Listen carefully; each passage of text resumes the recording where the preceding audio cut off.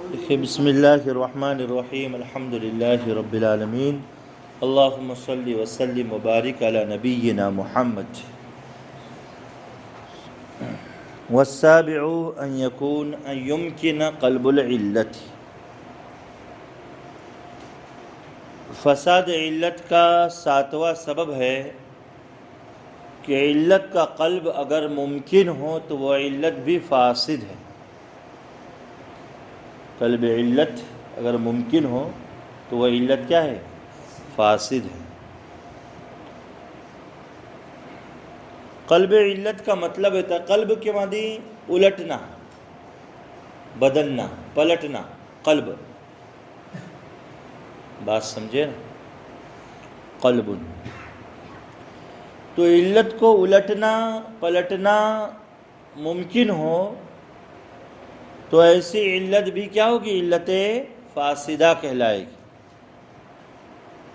وَهُوَ أَن يُعَلَّقَ عَلَيْهَا نَقِيضُ ذَلِكَ الْحُكْمِ، کسی علت پر اس حکم کی ضد کو معلق کیا جائے۔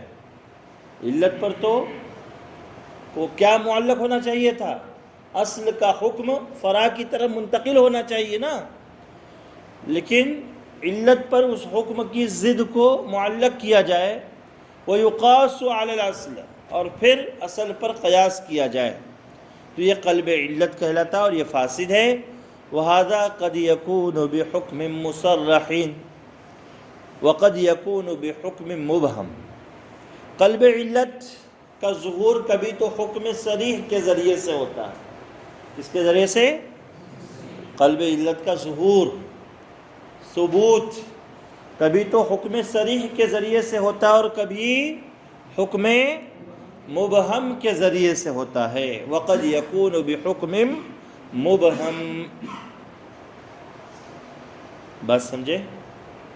قلب علت کا ظہور اور صدور کبھی تو حکم صریح سے ہوتا ہے اور کبھی حکم مبہم سے ہوتا ہے۔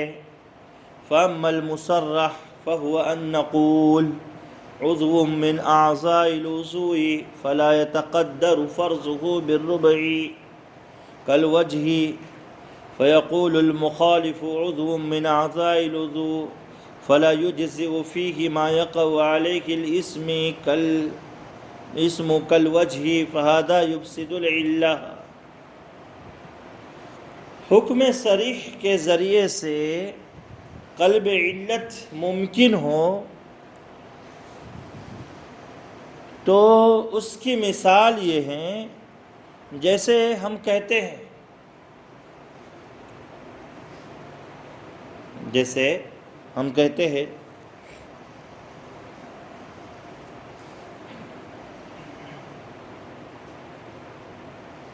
کہ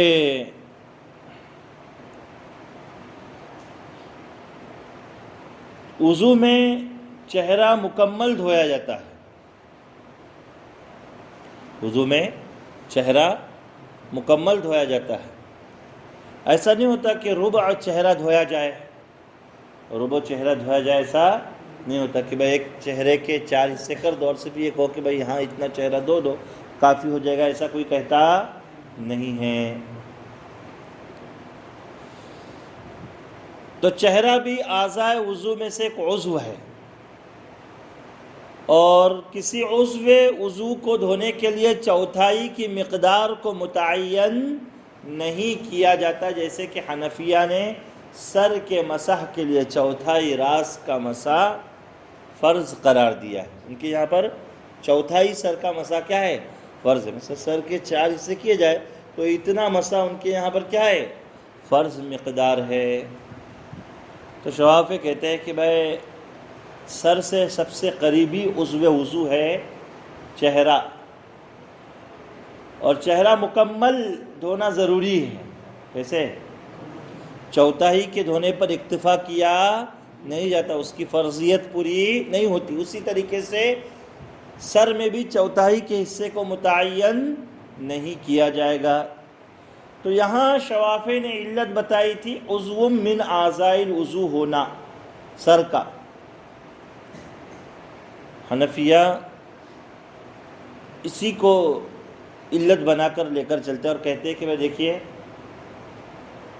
سر بھی چہرے کی طرح اعضاء وضو میں سے ایک عضو ہے، تو شوافے کے یہاں پر تو سر کا مسح اتنا کافی ہے جس پر مسح کا اطلاق ہو سکے۔ 3 بال بھی اگر بھگا دیے جائے، تر کیے جائے، تو مسح کی مقدار حاصل ہو جائے گی، فرضیت پوری ہو جائے گی۔ یہ شوافے کا مسلک ہے نا، تو حنفیہ اس پر بھی اعتراض کرتے ہیں کہ سر بھی تو اعضاء وضو میں سے ایک عضو ہے، اور کسی بھی وضو میں، جیسے چہرے میں اتنا دھونا کافی نہیں جس پر دھونے کا اطلاق ہو سکے۔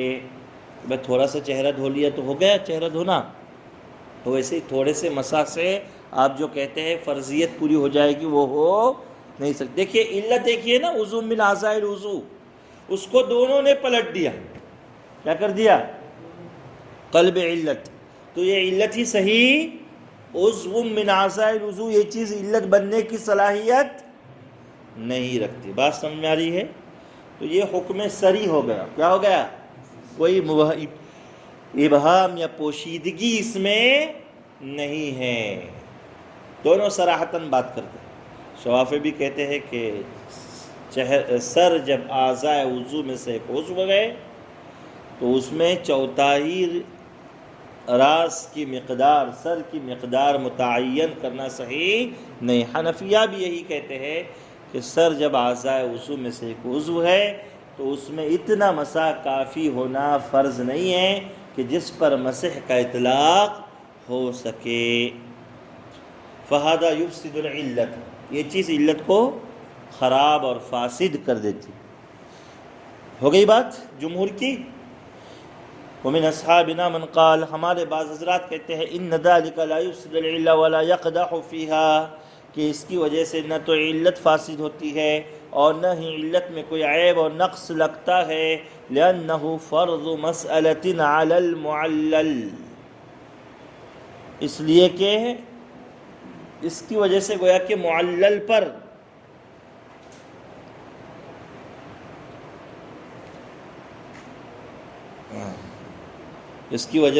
گویا کہ معلل پر مسئلے کو پیش کیا گیا ہے، لِأَنَّهُ فَرْضُ مَسْأَلَةٍ عَلَى الْمُعَلَّلِ۔ بات سمجھ میں آ رہی ہے؟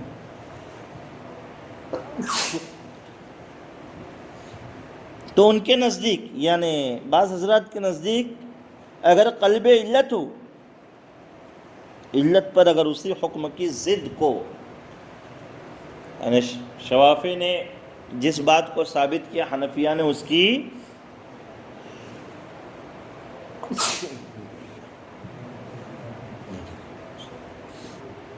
کی ضد کو ثابت کیا حنفیہ نے، تو بعض حضرات کے نزدیک یہ چیز فساد علت کا سبب نہیں ہے۔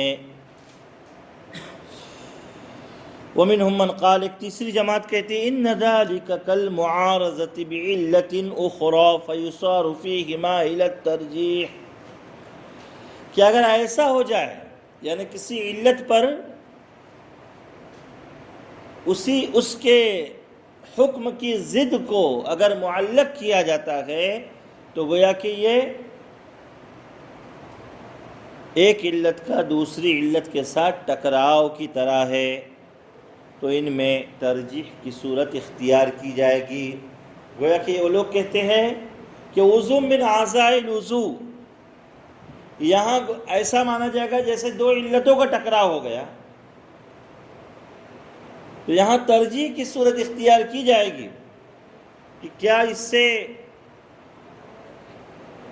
ہم چوتھائی سر کے مسح کی ممانعت ثابت کریں گے، یہ بہتر ہے، یا چوتھائی یعنی ما یقع علیہ الاسم، اس مسح کی ممانعت کو ثابت کریں گے، یہ بہتر ہے۔ یہاں ترجیح کی صورت اختیار کی جائے گی، یہ تیسری جماعت کہتی ہے۔ والصحیح انہ یوجب الفساد، لیکن امام شیرازی نے ترجیح کس کو دی ہے؟ پہلے مسلک کو، کیا کہ یہ قلب علت فاسد ہے مطلقاً، کیسی ہے؟ فاسد۔ والدلیل علی انہ یقدح، اس کے فساد کی دلیل کیا، کیوں فاسد ہے قلب علت؟ اس پر دلیل کیا ہے کہتے ہیں والدلیل على انه يقدح انه عارضه بما لا يمكن الجمع بينه وبين علته.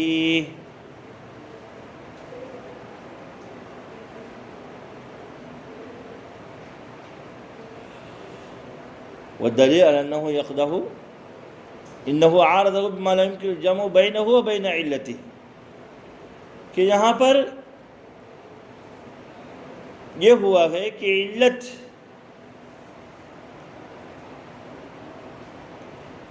اور اس حکم کے درمیان میں جوڑ ممکن نہیں ہے. جوڑ تو یہ ایسا ہی ہوگا جیسے کہ ایک نئی علت کے ساتھ علت کا ٹکراؤ ہو گیا. نئی علت کے ساتھ کاما لو عارضہ بعلت مبتدا، جب علت کا ایک نئی علت کے ساتھ ٹکراؤ ہو جائے تو وہ علت بھی فاسد ہوتی. کیا ہوتی ہے؟ والدلیل علی انہ یوجب الفساد انہ لا یمکن ان یعلق علیہ حکمان متنافیان فوجب الحکم بالفساد، کہ علت پر دو متضاد حکم کو معلق کرنا ممکن نہیں ہے، اس کو فاسد ہونے کا حکم دینا ضروری ہے. یعنی ایک ہی علت پر آپ دو متضاد حکم کو معلق نہیں کر سکتے. بات سمجھ میں آ رہی ہے؟ ایک علت پر آپ متضاد حکم کو معلق، کیا آپ کہیں گے کہ بھائی ربع راس کی ممانعت بھی اسی علت سے ہم ثابت کریں گے، اور اقل مسح 2 یا 3 بالوں کا تر ہونا اس کی ممانعت بھی ہم اسی علت سے ثابت کریں گے؟ ایسا نہیں ہو سکتا. وہ علت ہی فاسد، وہ علت ہی کیا ہے؟ فوجب الحکم بالفساد، اس علت کے فاسد ہونے کا حکم لگانا یہ ثابت ہو جاتا ہے، ضروری ہو جاتا ہے. تو کیا بتایا؟ قلب علت کسے کہتے ہیں؟ کہ جس علت پر اس حکم کی ضد کو معلق کیا جاتا ہے. قلب علت فاسد ہے. اور وجہ فساد کیا ذکر کی؟ کہ ایک ہی علت پر دو متضاد حکم معلق نہیں ہو سکتے. علت اور اس کے حکم میں جوڑ بھی ممکن نہیں ہے. یا ایسا ہی ہو گیا کہ ایک علت کا دوسری علت کے ساتھ ٹکراؤ کی طرح معاملہ ہو گیا، اور جب ایک علت دوسری علت کے ساتھ ٹکرا جاتی ہے تو حکم بھی کیا ہو جاتا ہے؟ یعنی وہ علت ہی فاسد بن جاتی ہے. سمجھے؟ تو یہ تو ہو گیا حکم صریح کے ذریعے سے قلب علت. دوسری صورت ہے فَأَمَّا الْقَلْبُ بِحُکْمٍ مُبْہَمٍ، حکم مبہم کے ذریعے سے قلب علت. دوسری صورت کیا ہے؟ حکم مبہم کے ذریعے سے قلب علت. فَهُوَ قَلْبُ التَّسْوِيَةِ، اس کا دوسرا نام ہے قلب تسویہ. کیا کرنا؟ اس کا دوسرا نام کیا ہے؟ قلب تسویہ.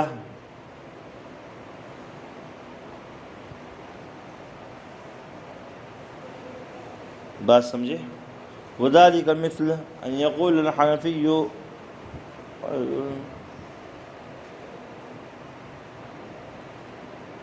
وذلك مثل ان يقول الحنفي طهارة بماء فلم تفتقر الى النية كإزالة النجاسة. یہ مسئلہ اس سے پہلے بھی آیا ہے، اسی پر دار و مدار رکھتے ہوئے اس کو تھوڑا سا ایسا سمجھیے کہ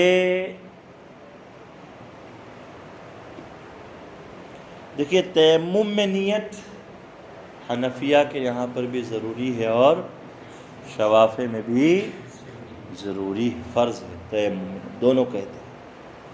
وضو میں نیت کی فرضیت کے قائل شوافع ہے، حنفیہ نہیں ہے.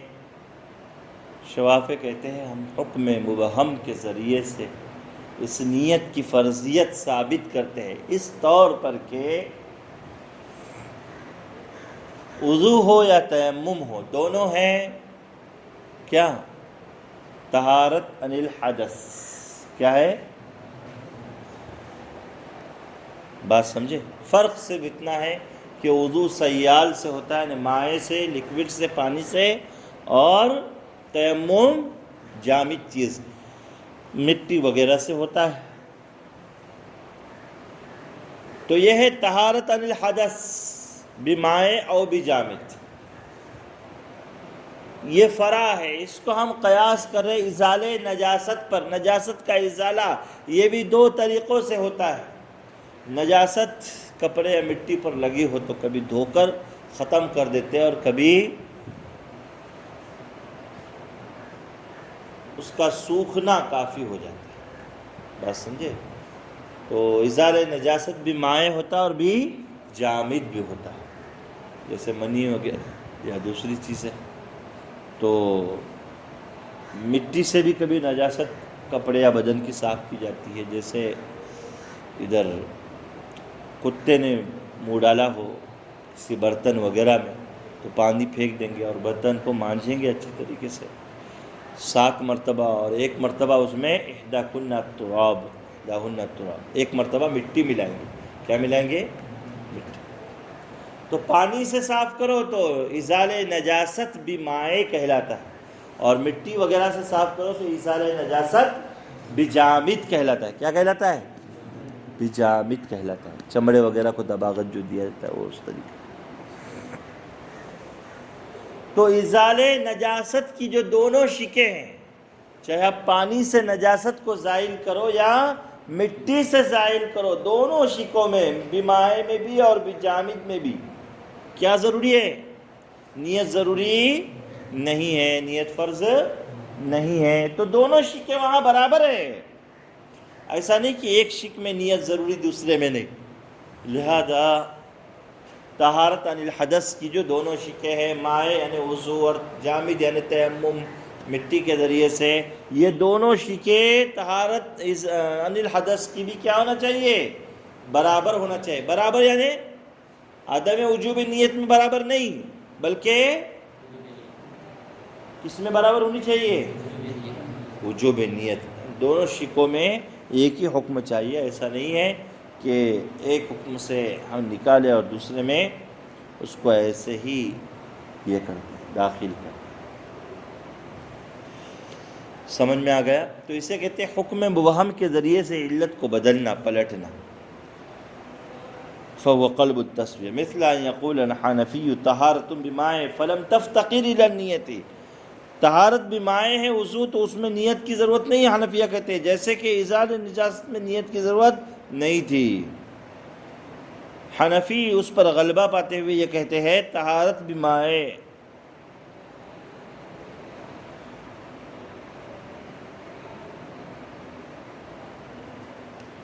بات سمجھیں؟ فَكَانَ مَائِعُهَا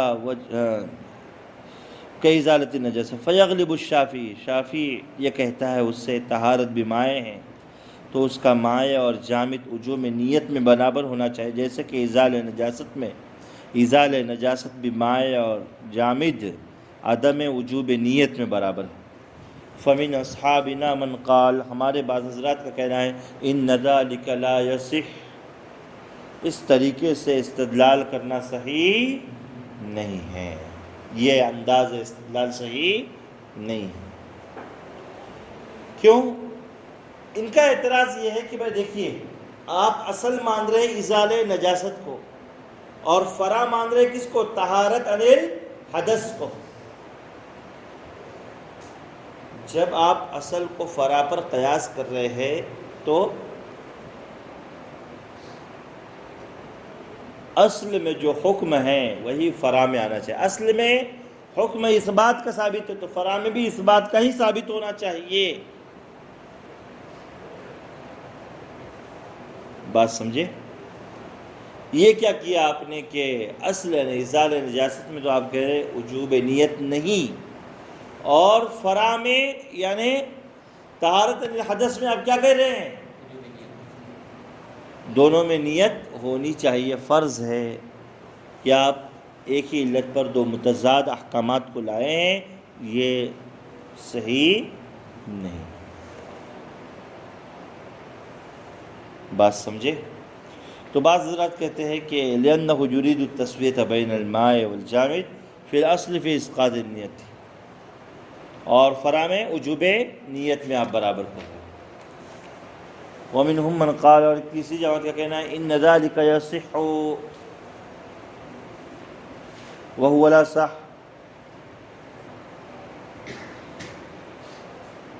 بعض حضرات کہتے ہیں کہ نہیں، یہ انداز استدلال صحیح ہے۔ امام شیرازی رحمۃ اللہ علیہ ان کی بات کو اصح قرار دے رہے ہیں۔ امام شیرازی کا کہنا ہے کہ بھئی دیکھیے، ہم یہاں پر اصل تو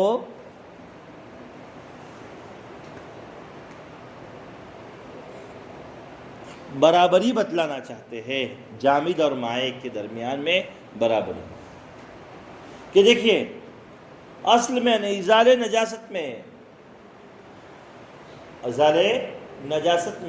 اصل میں جامد اور مائع دونوں برابر ہیں، کہ دونوں میں نیت نہیں ہے، دونوں میں نیت، تو فرع میں بھی یہ ہونا چاہیے کہ دونوں میں نیت فرض ہونا چاہیے۔ بات سمجھے؟ تو کہتے ہیں کہ لأن التسویۃ بین الجامد والمائع تنافی علت المستدل فی اسقاط النیت، کہ جامد اور مائع کے درمیان میں جو برابری ہے یہ مجتہد کی اس علت کے منافی ہے، فی اسقاط النیت، اس لیے کہ وہ نیت کے عدم وجوب کی بات کر رہے ہیں۔ فصار کالحکم المصرح به، لہذا یہ حکم صریح کی طرح ہو گیا۔ کس کی طرح ہو گیا؟ حکم صریح کی طرح ہو گیا۔ بات سمجھ میں آ رہی ہے؟ تو امام شیرازی کا نظریہ یہ ہے کہ اس طریقے سے اگر کوئی حکم صریح کے ذریعے سے قلب علت کا معاملہ کرے تو یہ صحیح ہوگا، اس لیے کہ مائع اور جامد کے درمیان میں برابری کرنا مقصود ہے، کہ اصل میں مائع اور جامد ازالہ نجاست میں عدم وجوب نیت میں برابر ہے، تو فرع میں وجوب نیت میں کیا ہونا چاہیے؟ برابر ہونے چاہیے۔ اصل تو یہ مقصود ہے۔ بہرحال فساد علت کا یہ 7واں سبب ہے کہ قلب علت ممکن ہو، علت کو بدلنا، پلٹنا، علت پر اس حکم کی ضد کو معلق کیا جائے تو وہ علت فاسد ہے۔ وہ علت کیا کہلاتی ہے؟ فاسد کہلاتی ہے۔ بات سمجھے؟ والثامن، 8واں فساد کا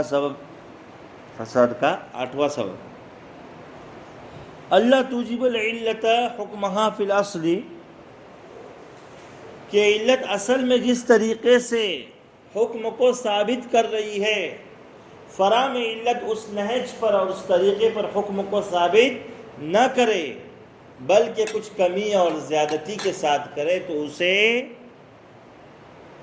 ایسی علت کو بھی فاسد ماننا پڑے گا۔ کیا ماننا پڑے گا؟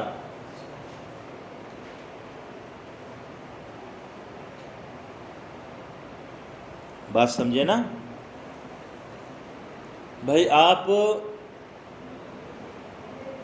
اصل کا حکم فرع میں دینا چاہتے ہیں، اسی لیے تو آپ نے کیا کیا؟ قیاس کیا ہے نا، یہ عمل جو اتنی محنت کی ہے، تاکہ اصل میں جو حرمت کا حکم ہے وہ فرع یعنی نبیذ تمر میں بھی آ جائے، اس لیے پوری محنت ہوئی ہے۔ اگر آپ یہ کہیں کہ نہیں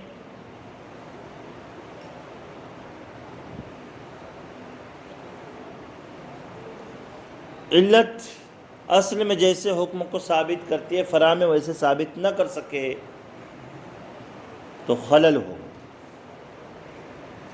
علت فاسد ہو جائے گی۔ علت کیا ہوگی؟ کہہ رہے احدہما ان یفید الحکم فی الفرع بزیادۃ او نقصان عما یفیدها فی الاصل فیدل علی فسادها، کہ فرع میں کچھ زیادتی یا کمی کے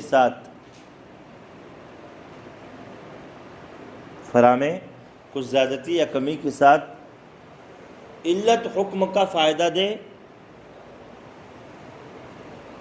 جیسے کہ وہ اصل میں فائدہ دے رہی ہے، فیدل علی فسادها، لہذا اس کے فساد پر یہ دلیل اور استدلال قائم ہو جاتا ہے۔ اب اس کی مثال پیش کریں، مثال کہ کیسا ہوگا ایسا۔ مثل ان يقول الحنفي في اسقاط تعيين النية في صوم رمضان لأنه مستحق العين فلا يفتقر إلى التعيين كرد الوديعة فهذا لا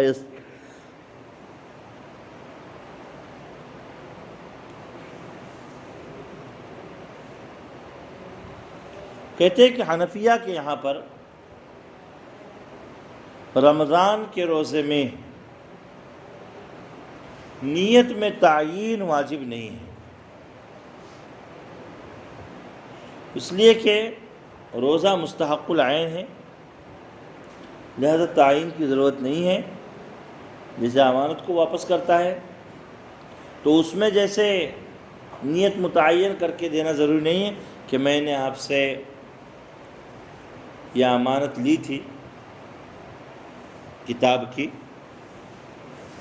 اب وہی متعین امانت کی چیز آپ کو واپس کر رہا ہوں۔ ایسا نہیں کہ میں نے وہ چیز استعمال کی اور آپ کو اس کی جگہ پر لا کر دوسرا دے دیا، ڈپلیکیٹ دے دیا، ایسا معاملہ نہیں ہے۔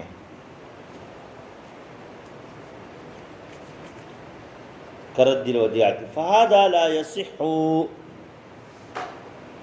کہتے ہیں کہ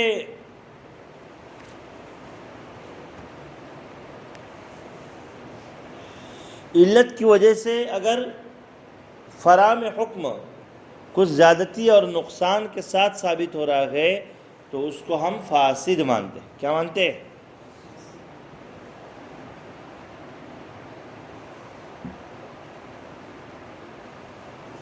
اس لیے کہ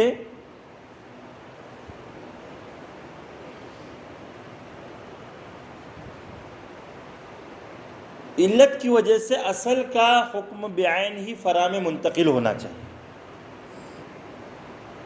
اصل کے حکم کے علاوہ کا حکم فرع میں منتقل نہیں ہونا چاہیے، لأنه يفيد في الفرع غیر حکم الاصل۔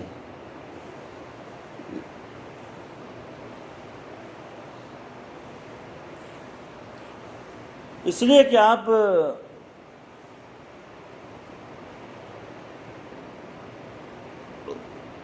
اصل میں، یعنی اصل یہاں پر ہے رد ودیعت، اصل کے کون ہے؟ رد ودیعت، اور فرع کون ہے؟ صوم رمضان۔ کہتے ہیں کہ امانت واپس کرتے وقت مطلقاً کوئی بھی نیت کرنا ضروری نہیں ہے کہ میں یہ امانت ہی واپس کر رہا ہوں، ایسی کوئی نیت کرنا ضروری نہیں ہے۔ سامنے والا آ گیا کہ میں نے آپ کے پاس موبائل بطور امانت کے رکھا تھا تو آپ دے دیجئے، کافی ہے، میں یہ امانت واپس کر رہا ہوں، اس کو دے رہا ہوں، ایسی کوئی نیت دل میں بھی کرنا کوئی ضروری نہیں۔ یعنی وہ تو بالکلیہ نیت کے اسقاط کی بات کر رہے ہیں، بات سمجھے؟ اور فرع میں کیا ہے؟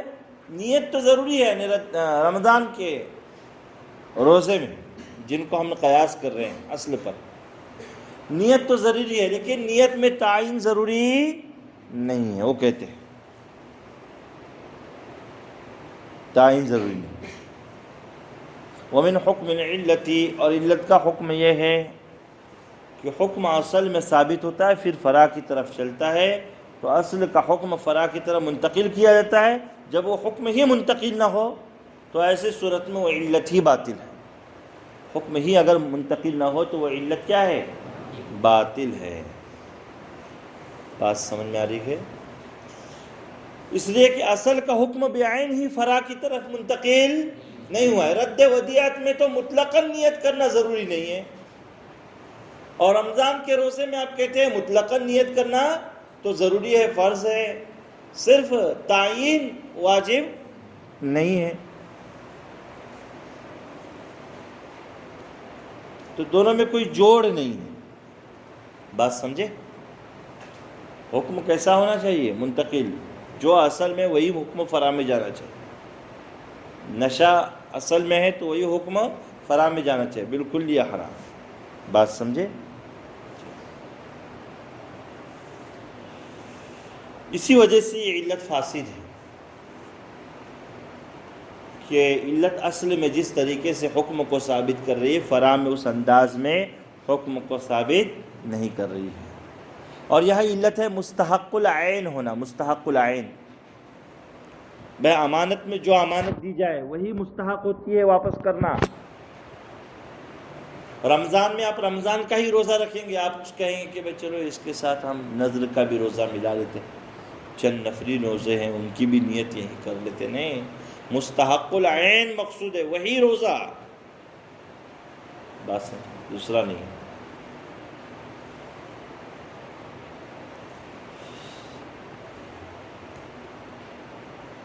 لأنه يفيد في الأصل اسقاط النیت اسقاط التعین مع النیت راست، اس لیے کہ اصل میں تو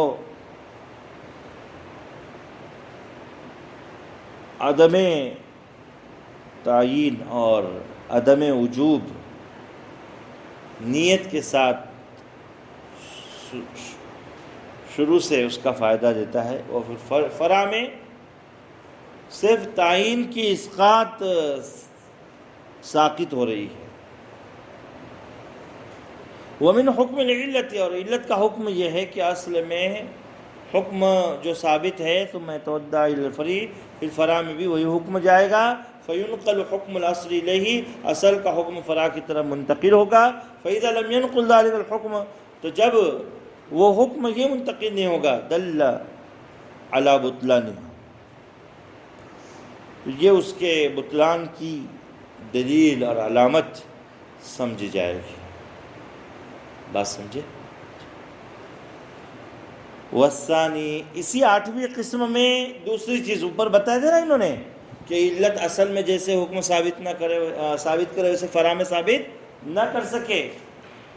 اسی 8ویں فصل کی دوسری وجہ کیا ہے؟ دوسری وجہ اللہ یفید الحکم فی نظائرہ الوجہ الذی افاد فی الاصل، کہ حکم جو ہے علت کے ہم مثل چیزوں میں اس نہج پر حکم کو ثابت نہ کرے جس نہج پر وہ اصل میں حکم کا فائدہ دے رہا ہے. اس نہج پر، جیسے حنفیہ کا کہنا ہے، بھائی دیکھیے حنفیہ ہو یا شوافی، دونوں اس بات کو مانتے ہیں کہ بچے کے مال میں عشر واجب، کھیتی میں عشر واجب ہے. شوافی کے یہاں پر تو بچے کے مال میں زکوٰۃ بھی واجب ہے، مالی زکوٰۃ وہ بھی واجب ہے عند شوافی. اور حنفیہ کہتے ہیں کہ بچے کے مال میں زکوٰۃ واجب نہیں. کیوں؟ علت کا نکالے انہوں نے غیر معتقد للایمان، کہ اس کے ایمان کا کوئی اعتقاد نہیں ہے، لہذا بچے کے مال میں زکوٰۃ بھی واجب نہیں. جیسے کافر کے مال میں زکوٰۃ واجب نہیں، ویسے غیر ایمان والے کے مال میں جو زکوٰۃ واجب نہیں، تو بچے کے مال میں بھی زکوٰۃ واجب نہیں ہے. فہذا فاسد، یہ قیاس بھی غلط ہے. کیوں؟ اس لیے کہ بچے کے مال کو اب قیاس کرے کس پر؟ غیر ایمان والے. کس پر قیاس کرے؟ غیر ایمان والا. غیر ایمان والا یہ ایمان کے اندر داخل نہیں ہے، ایمان کا اعتقاد نہیں رکھتا ہے، تو اس کے مال پر بھی زکوٰۃ واجب نہیں ہے. تو اسی طریقے سے اگر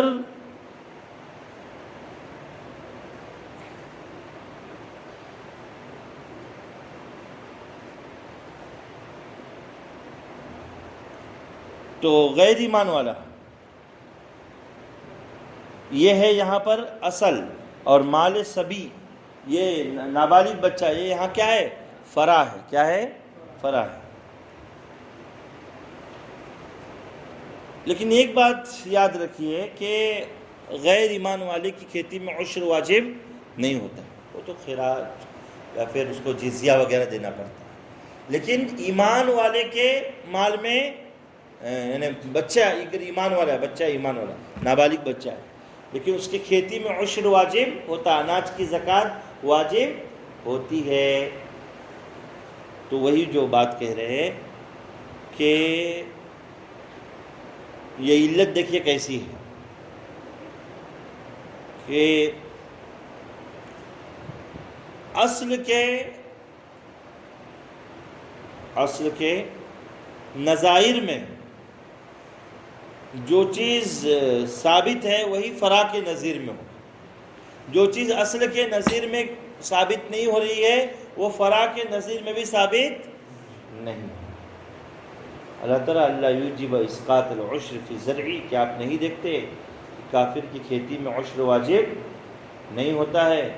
ولا زکوٰۃ الفطر فی مالی، کافر پر مال صدقہ فطر بھی عائد نہیں ہوتا ہے. کما توجب فی الاصل، جیسے کہ اصل میں جو حکم ہوتا ہے فیدل علی فسادھا، لہذا اس کے فساد پر دلیل قائم ہو گئی. لأنه لو كانت توجب الحکم فی الفرع، اس لیے کہ اگر علت فرع میں بھی ویسے ہی حکم ثابت کرے جیسے اصل میں ثابت ہوتا ہے، لا وجبت الحکم فی نظائر علی الوجہ الذی اوجبت فی الاصل، تو فرع کے نظائر میں بھی اس نے ویسے ہی حکم ثابت کرنا چاہیے جیسے اصل میں ثابت، اصل کے نظائر میں ثابت کر رہا ہے. یہ چیز کا خیال رکھنا ضروری ہے.